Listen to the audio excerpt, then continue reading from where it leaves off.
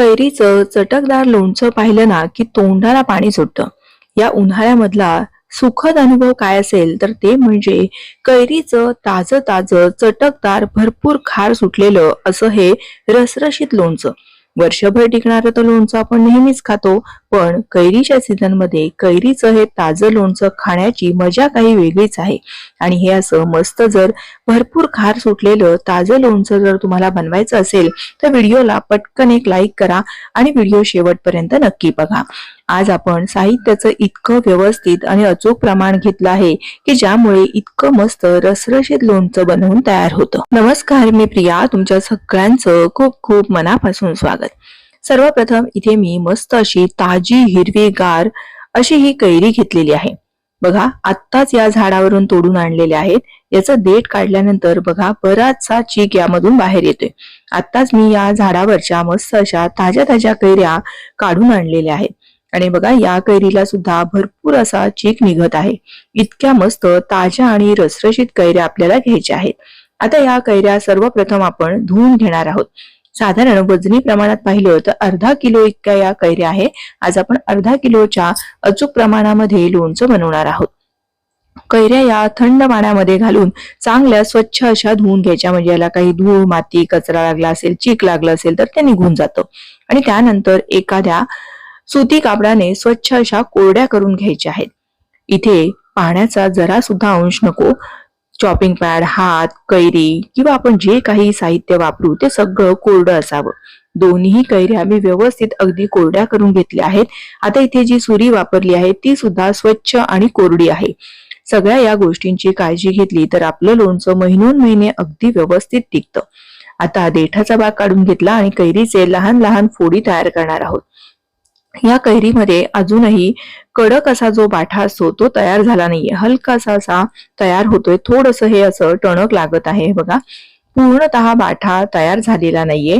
बरोबरीने अशा ज्या कोवळ्या कैऱ्या असतात तर या कैऱ्यांचं लोणचं खूप जास्त दिवस टिकत नाही. त्यामुळे परिपक्व ज्या कैऱ्या असतात त्याचंच लोणचं आपण वर्षभरासाठी घालतो.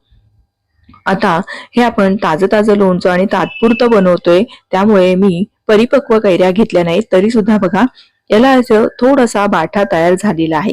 आता याचे अगदी लहान काप करायचे, कारण पटकन लोणचं मुरावं म्हणून आपण लहान लहान काप तयार करून घेणार आहोत. आणि हे असे काप अगदी लहान करा किंवा तुम्हाला जसे आवडतील तसे केले तरीही चालतात, पण लहान केले तर ते पटकन मुरले जातात. कारण हे लोणचं आपण आज तयार केलं की उद्यापासून लगेच खायला घेणार असतो. म्हणून हे असे अगदी लहान लहान काप तयार करायचे.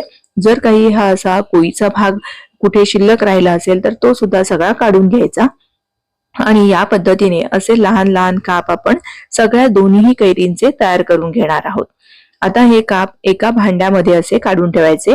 आपण जी भांडी किंवा जे साहित्य वापरणार आहोत ते सगळं स्वच्छ आणि कोरडं असावं. कुठेही पाण्याचा अंश लागता कामा नये, नाहीतर आपलं लोणचं पटकन खराब होतं, कारण आता बरीचशी उष्णता आहे. आता या कैरीच्या फोडी मी या एका ताटात काढून ठेवल्या.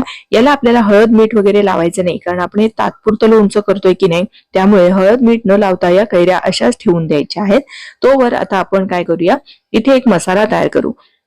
लोणच्याचा मसाला तयार करण्यासाठी इथे मी अर्धी वाटी इतकं ही जी मोहरीची डाळ असते की नाही, किंवा याला राईची डाळ म्हणतात, ही डाळ घेतलेली आहे. ही तुम्हाला किराणा सामानाच्या कुठल्याही दुकानामध्ये मिळेल. अर्धा किलो कैरीसाठी अर्धी वाटी डाळ हे प्रमाण बरोबर आहे. त्याचबरोबर 1 चमचा मेथीचे दाणे घ्यायचे, पण माझ्याकडे इथे ही थोडीशी मेथीची भरड आहे ती मी घेतलेली आहे.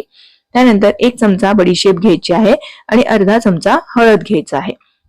आता झाकण लावून हे मिक्सरला थोडंसं पल्स मोडवर फिरवून घेणार आहोत. अगदी फार बारीक करायचं नाहीये, थोडंसं असं दरदरीत ठेवायचं आहे.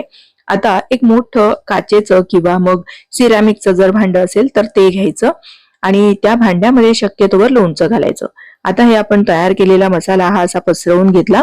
मध्यभागी अर्धा चमचा, म्हणजे पोहे खाण्याच्या चमच्याने अर्धा चमचा हिंग घातलेला आहे.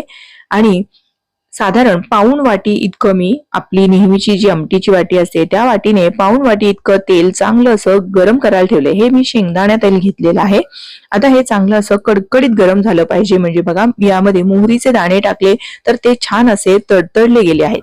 असे मोहरीचे दाणे चांगले तडतडून फुटले पाहिजेत, म्हणजेच आपलं तेल व्यवस्थित तापलं आहे असं समजावं. आता गॅस बंद करायचा आणि याच्या 1-2 वाफा निघून जायला पाहिजेत. अगदी कडकडीत तेल वापरायचं नाहीये. आता हे जे तेल आहे हे थोडंसं थंड झालं, 1-2 मिनिटं मी जाऊ दिलेली आहेत आणि त्यानंतर यामध्ये आपण या मसाल्यावरती जे हिंग घातलं होतं मध्यभागी, त्या हिंगावर आपल्याला हे असं तेल ओतून घ्यायचं आणि लगेच असं झाकण ठेवायचं आहे.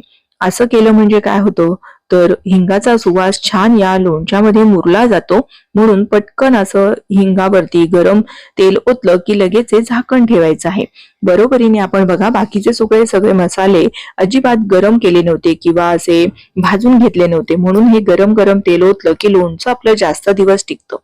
त्यानंतर आता यामध्ये चवीपुरतं मीठ घालायचं. पोहे खायच्या चमच्याने 2 चमचे भरून मी मीठ घातलेलं आहे. आता या मिठावर सुद्धा गरम गरम तेल ओतायचं आहे. असं केल्याने मीठ जरी भाजून घेतलं नाही तरीही चालतं, म्हणून हे असं गरम गरम तेल यामध्ये ओतून घ्यायचं. आता सगळ्यात शेवटी आपल्याला साधारण पोहे खायच्या चमच्याने 3 चमचे मी बेडगी मिरचीचं लाल तिखट वापरलेलं आहे. तिखट आहे ना नेहमी शेवटी घालायचं, म्हणजे लोणच्याचा रंग काळसर येत नाही किंवा तिखट या गरम तेलामध्ये करपलं जात नाही. म्हणून तिखट सगळ्यात शेवटी घालायचं, पण गरम तेल असतानाच घालायचं, म्हणजे लोणचं चांगलं आपलं टिकतं. आता यामध्ये आणखीन मी जे शिल्लक राहिलेलं तेल आहे ते सगळं यामध्ये घालून घेतलेलं आहे. बरोबर मी पाऊण वाटी इतकं तेल घेतलं होतं, ते सगळं यामध्ये वापरलेलं आहे. आपला हा लोणच्याचा आता मसाला बनवून तयार झालेला आहे. आता आपण हा पूर्णतः थंड होण्याची वाट पाहू. हा मसाला गरम असतानाच आपल्याला यामध्ये कैरीच्या फोडी घालायच्या नाहीयेत. आता बघा साधारण अर्धा तासामध्ये व्यवस्थित हे पूर्णतः गार झालेलं आहे. पूर्ण गार झालं की मगच आपल्याला यामध्ये सगळ्या कैरीच्या फोडी घालून घ्यायच्या आहेत. मसाला गरम असताना जर आपण कैरीच्या फोडी घातल्या तर त्या पटकन मऊ होतात, त्यांना पाणी सुटतं आणि मग पर्यायाने आपल्या सगळ्या फोडींना बुरशी लागण्याची शक्यता असते किंवा पाणी सुटल्यामुळे लोणचं आपलं पटकन खराब होण्याची शक्यता असते. त्यामुळे थोडीशी ही काळजी घ्यायची की पूर्णतः रूम टेम्परेचरला मसाला आला की मगच आपल्याला यामध्ये सगळ्या या कैरीच्या फोडी घालून घ्यायच्या आहेत. आता हे व्यवस्थित चांगलं असं मिसळून घ्यायचं आहे. सगळ्या बाजूने हा मसाला असा लागला पाहिजे. जर तुम्हाला खूप जास्तीचा खार आवडत असेल तर अर्धी वाटी जी आपण मोहरीची डाळ घेतली त्याऐवजी पाऊण वाटी मोहरीची डाळ घेतली तरीही चालेल. आता बघा सगळा मसाला या व्यवस्थित कैरीच्या फोडीना लागला आहे.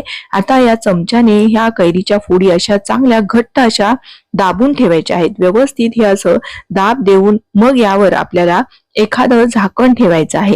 हे असं केलं म्हणजे काय होतं, हळूहळू या कैरीच्या फोडी जसजसा वेळ जातो तसं त्या मुरल्या जातात आणि मस्त असा या लोणच्याला खार सुटतो. त्यामुळे आता मी हे संध्याकाळी लोणचं बनवलेलं आहे. उद्या सकाळी तुम्हाला मी हे लोणचं पुन्हा दाखवते.